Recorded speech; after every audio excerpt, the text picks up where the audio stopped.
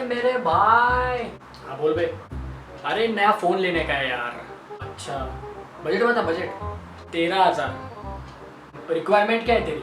एक बैटरी अच्छी होनी चाहिए, कैमरा अच्छे होने चाहिए, 48 या फिर 64 मेगापिक्सल वाले। भाई भाई पबजी हाई ग्राफिक्स में चलना चाहिए बस, अपने को नहीं मालूम। हाँ तो एक काम कर दे, सैमसंग का देख M31 लॉन्च हुआ है, काफ़ी अच्छा फ़ोन है यार, मस्त फ़ोन है। पबजी कितना चलता है उसमें? स्मूथ पे खेलेगा तो मक्खन। हाई ग्राफिक्स के लिए तो ले ले Redmi Note 9 Pro या फिर Poco M2 Pro ले ले। नहीं यार चाइनीज़ मत बता यार। क्या? अरे बॉयकॉट चाइना। तो तेरे पास बचा ही क्या लेने?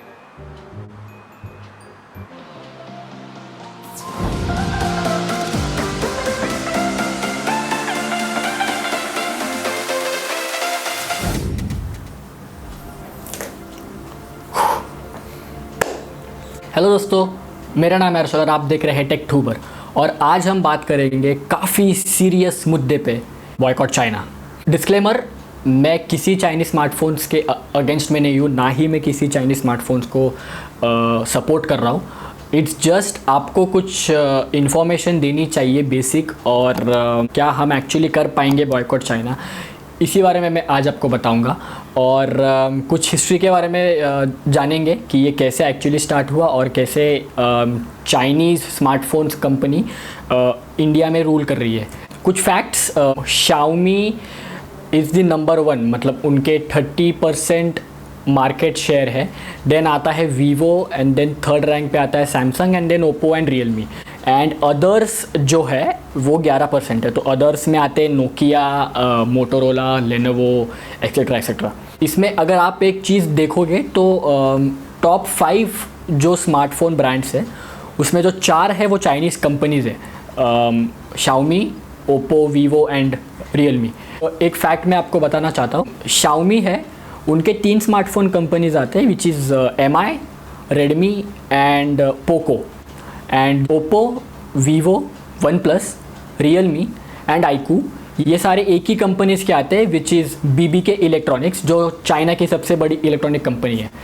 तो मतलब बस सिस्टर ब्रांड्स बना दिए, बट सारे एक ही ब्रांड से बिलोंग करते हैं। आई फ्रैंकली फील कि हम एज अ कस्टमर्स हमने ही इस चाइनीज़ ब्रांड्स को नंबर 1 बनाया। मैं आपको कुछ हिस्ट्री के बारे में बताता हूँ कि ये एक्चुअली कैसे स्टार्ट हुआ और हम कैसे चाइना के इन्फ्लुएंस में आके चाइनीज़ स्मार्टफोन्स को ही नंबर 1 बना दिए। ये बात है 2014 की, मतलब वो ज़माने में क्या हुआ था। और 50 रुपया कट ओवर एक्टिंग के वजह। ओके सीरियस, 2013 और 14 में काफ़ी ज़्यादा डिजिटल इवोल्यूशन हो रहा था। ऑनलाइन पोर्टल्स आए थे, फ्लिपकार्ट, अमेज़ॉन, ये एक अच्छा मीडियम बना था स्मार्टफोन्स के लिए।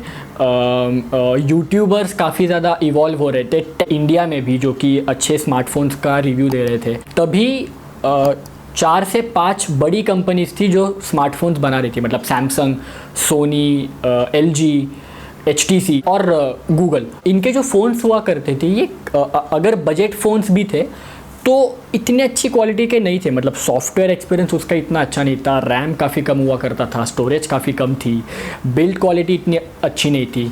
तो बजट सेक्शन वॉज काफ़ी मेस्ड अप। और उनके जो हायर फ्लैगशिप फ़ोन्स थे, मतलब हायर एंड जो फ़ोन्स थे, वो 25,000 के ऊपर हुआ करते थे, और उसमें आपको सारे अच्छे फीचर्स मिला करते थे। मतलब सैमसंग की S सीरीज़, S3, S4 जो काफ़ी ज़्यादा फेमस हुई थी, नेक्सस की जो सीरीज़ थी जो सिर्फ गूगल से आया करती थी, मतलब उसमें आपको higher end processor, higher end RAM, सब कुछ अच्छा मिला करता था। और नेक्सस का जो फ़ोन था उसमें आपको 2 या 3 GB की रैम, 16 या 32 GB का इंटरनल, ये सारे फीचर्स मिला करते थे, और उसकी प्राइसिंग थी कुछ 25,000 के ऊपर। तो ऐसे में इंडिया में एक चाइनीज़ कंपनी आती है Xiaomi, और अपना पहला फ़ोन इंडिया में लॉन्च करती है, विच इज़ MI3। अब MI3 सारे नेक्सस के फीचर्स, मतलब प्रोसेसर, रैम, स्टोरेज, बड़ी स्क्रीन, फुल HD वाली स्क्रीन और अच्छी बैटरी लाइफ, ये सारे फीचर्स उन्होंने अपने MI3 में ला दिए, और अच्छी बिल्ड क्वालिटी, और उसकी प्राइसिंग रख दी 14,000 रुपये, which is half the price of nexus. अब नई कंपनी थी तो इसको ख़रीदे ना ख़रीदे ये तो काफ़ी इशू था। तो उन्होंने यूट्यूबर्स का सहारा लिया, मतलब उन्होंने टेक यूट्यूबर्स को अपने डिवाइसेस भेजे और कहा कि मतलब आप इसे रिव्यू करें और आप अपना ओपिनियन दें। यूट्यूबर्स को ये फ़ोन काफ़ी अच्छा लगा क्योंकि 14,000 के रेंज में आपको इतना अच्छा फ़ोन मिलना, ये वो टाइम पे काफ़ी बड़ी बात थी। उन्होंने बस कह दिया कि मतलब आपको ये फ़ोन अगर चाहिए तो आप ख़रीद सकते हैं क्योंकि ये काफ़ी अच्छा वैल्यू फॉर मनी फ़ोन है। और बस ये वैल्यू फॉर मनी का जो स्ट्रैटेजी है ये चल गया Xiaomi के लिए। फिर उन्होंने अपनी Redmi की नोट सीरीज़ निकाली, MI की सीरीज़ निकाली, काफ़ी उन्होंने फ़ोन्स लॉन्च किए और इंडिया में उन्होंने प्रॉपर एक स्ट्रैटेजी बनाई कि 6,000 से लेके 20,000 के सेगमेंट तक बस हमें रूल करना है ऑनलाइन मार्केट। ये उनकी स्ट्रैटेजी काफ़ी वर्क करी और उन्होंने नंबर्स के साथ खेला। मतलब Redmi Note 3 जब लॉन्च हुआ तो उसमें आपको स्नैपड्रैगन 653 वाला प्रोसेसर मिला जो कि वो टाइम पे पावरफुल प्रोसेसर था, 20,000 के ऊपर वाले फ़ोन्स में था। तो Xiaomi वो प्रोसेसर अपने 10,000 वाले फ़ोन्स में लेके आई। फिर आपको 3 GB का रैम दिया, 32 GB की स्टोरेज मिली, फिर 4 GB रैम वाला भी मॉडल लॉन्च किया, 13 मेगापिक्सल का कैमरा दिया, फ्रंट में आपको 8 मेगापिक्सल का। तो वो फ़ोन काफ़ी ज़्यादा फेमस हुआ और उसकी प्राइस रेंज क्या थी, 10,000 रुपये। बस फिर लोगों ने वो फ़ोन ख़रीदना स्टार्ट किया। Note 4 काफ़ी ज़्यादा फेमस हुआ, मिलियंस ऑफ फ़ोन्स उसके बेचे गए इंडिया में। मैंने खुद Note 4 यूज़ किया, काफ़ी हाइप्ड फ़ोन किया उन्होंने, काफ़ी ज़्यादा नंबर्स दिए, बस फिर लोग ख़रीदते चले गए। तो माइंडसेट ये हो गया इंडियंस का कि अच्छा प्रोसेसर, अच्छी चीज़ें सस्ते में मिल रही है, वैल्यू फॉर मनी हो गया फ़ोन, तो भाई हमें ये फ़ोन ख़रीदना है, दैट्स इट। बस फिर Note 5 Pro वगैरह वगैरह जो फ़ोन्स थे वो सारे बेचे गए, लोगों ने ख़रीदे, लोगों को पसंद आए। ओप्पो और वीवो ने काफ़ी अलग स्ट्रैटेजी यूज़ करी। उन्होंने इंडियन मार्केट में ऑफलाइन स्टोर्स को टारगेट किया। तो उन्होंने दुकानदार को टारगेट करके उनसे बस मतलब ऐसा कहा कि हम आपको 3 गुना ज़्यादा प्रॉफिट मार्जिन देंगे, आप ओप्पो और वीवो के फ़ोन्स ही बेचो। और बस कैमरा अच्छा दिया, बैटरी अच्छी दी, सेल्फ़ी कैमरा अच्छा दिया। वो टाइम पे 16-16 मेगापिक्सल के सेल्फ़ी कैमरेज थे वीवो के और ओप्पो के। बस फिर लोगों को बताया कि सैमसंग के फ़ोन में ये इशू है, इसमें इतना अच्छा नहीं है, ओप्पो का फ़ोन ले लो, इसमें कैमरा अच्छा है, बैटरी अच्छी है, बस मतलब आप पागल हो जाओगे ये फ़ोन देख के। और बस लोग खरीदते चले गए। बिजनेसमैन का तो मतलब प्रॉफिट बढ़ता चला गया, ओप्पो और वीवो के फ़ोन्स बेचे चले गए। तो ऐसे हुआ कि ऑफलाइन स्टोर में आप अभी भी अगर कोई फ़ोन लेने जाओगे तो दुकानदार आपको पहला फ़ोन सजेस्ट करेगा ओप्पो या फिर वीवो का। उसके बाद अगर आपने कहा कि नहीं मुझे सैमसंग चाहिए तो वो आपको सैमसंग का फ़ोन बताएगा, फिर भी वो आपको कहेगा कि नहीं आप ओप्पो का ही फ़ोन लो, ये ज़्यादा बेटर है। तो ये स्ट्रैटेजीज़ करते करते चाइनीज़ स्मार्टफोन्स आज इंडिया में टॉप बड़े ब्रांड्स बन चुके हैं। एंड आई फ्रैंकली फील इनको बैन करना काफ़ी ज़्यादा मुश्किल है, क्योंकि अगर आप इन्हें बैन करोगे तो आपके पास एक ही ऑप्शन बचता है विच इज़ सैमसंग।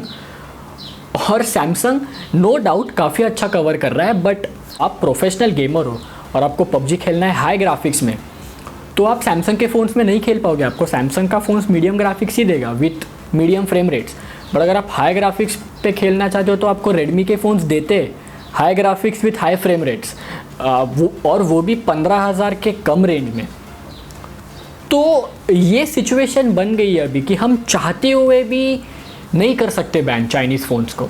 और इसका सबसे मेन रीज़न है मेड इन इंडिया। अगर वो फ़ोन्स मेड इन इंडिया बन रहे तो इंडियंस को एम्प्लॉयमेंट मिल रही है, इंडियंस की इकोनॉमी बढ़ रही है। और अगर हम डायरेक्टली इन्हें बैन कर दें तो हमारे पास ऑप्शन ही नहीं बचता कि हम कौन सा फ़ोन खरीदें।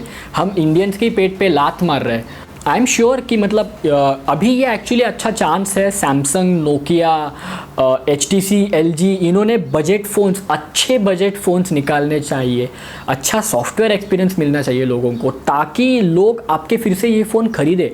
मतलब सैमसंग, नोकिया, HTC की तो ब्रांड लॉयल्टी हुआ करती थी, अभी वो ब्रांड लॉयल्टी नहीं है, वो गायब सी हो रही है। नोकिया के फ़ोन्स अभी लोग समझते कि नहीं यार वो गया वो फ़ोन, अभी वो ज़माना नहीं रहा वो नोकिया का। 4-5 साल पहले आए हुए चाइना के फ़ोन्स पे हमारी ब्रांड लॉयल्टी बढ़ रही है। आयरनी, बट ये हो रहा है। 10-15 साल पहले हम बोला करते थे कि चाइनीज़ के फ़ोन्स काफ़ी चीप क्वालिटी के, बट अभी चाइना के फ़ोन रूल कर रहे हैं इंडियन मार्केट पूरा। हम एक चीज़ कर सकते हैं कि हम टोटली बैन नहीं कर सकते, चाइना के स्मार्टफोन, क्योंकि फिर हमारे पास तो कोई फ़ोन से नहीं बचे। बट हम एक कर सकते हैं कि हम उनका मार्केट शेयर कम कर सकते हैं। अगर आपका बजट 15,000 के ऊपर है तो आप जाइए सैमसंग के फ़ोन खरीदिए, नोकिया के फ़ोन खरीदिए, आप सॉफ्टवेयर एक्सपीरियंस करके देखिए, क्योंकि नोकिया के फ़ोन्स सॉफ्टवेयर पे बेस्ट है, क्योंकि आपको 2 साल की गारंटी मिलेगी, आपको नोकिया का ट्रस्ट मिलेगा, आपको सारी अच्छी चीज़ें मिलेंगी, बट प्रोसेसर उतना पावरफुल नहीं है। अगर आपका बजट 15,000 के कम है या फिर 12-11 हज़ार तक का है तो आपके पास कोई ऑप्शन ही नहीं है, आपको चाइनीज़ फ़ोन्स ही ख़रीदने पड़ेंगे, क्योंकि आपको वो बजट में चाइनीज़ फ़ोन्स काफ़ी अच्छे प्रोसेसर या फिर काफ़ी अच्छे क्वालिटी के साथ मिलेंगे, जो आपको सैमसंग कभी नहीं दे पाएगा बिलो 10,000। हम ट्राई करेंगे कि हम चाइना का मार्केट शेयर कम कर पाए, that's my Frank opinion. Again मैं किसी चाइनीज़ स्मार्टफोन्स के पक्ष में नहीं हूँ, ना ही मैं किसी को अपोज कर रहा हूँ, इट्स जस्ट द रियलिटी। आपको अगर ये वीडियो पसंद आए तो लाइक कर दीजिएगा, और ऐसे ही नए नए टॉपिक्स पे मैं आपको मिलता रहूँगा। मिलते अगले हफ्ते इसी चैनल पे। Thank you.